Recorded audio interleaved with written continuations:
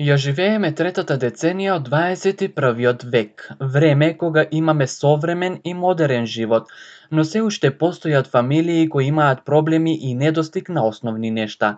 На само неколку километри од далеченост од урбана, модерна заедница, во атарот на селото од улица Каменичко, семејството на Јоцо и покрај имањето на водоводна мрежа се соочувало со недостиг на вода, односно со доаѓањето на потоплите денови во годината, речиси и да немало за основни потреби. Живееме во 2021 година. Некои граѓани во македонска Каменица се уште мачат за наоѓање на вода за основни потреби. Во моментот се наоѓаме на не така безбедно место, но маката човекот да го натерала рачно да копа за да изнајде вода за потребите на своето семејство. Тоа е случај во селото Дулица, македонска Каменица.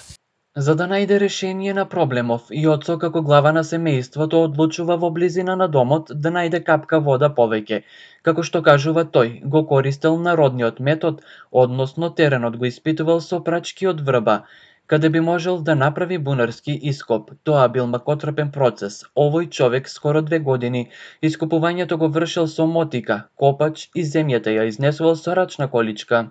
Па ние имаме вода, водовод имаме.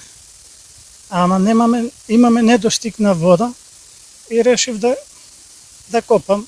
Најдовме вода со прачки тука, испробавам. Видовме дека има и почнаа да копам рачно. Една година, две, оно се руши, ја копај, оно се руши, ја копај. И така најдевме вода, излегна вода по природен пат и се докараме дома, вода имаме доволно.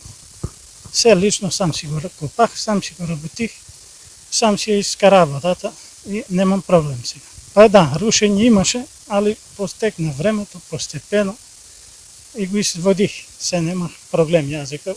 Оно и мало ризик имаше, али немах проблем јас. И покрај опасноста по животот, додека го вршил ископот од појава на свлечување на земјата, упорноста, трпението и крајната цел за однесување вода во доволни количини преку целата година, оваа личност ги заслужува сите пофалби и докажува дека највозрасните членови во семејствата се борат и по цена на животот за достоинствен живот на фамилијата.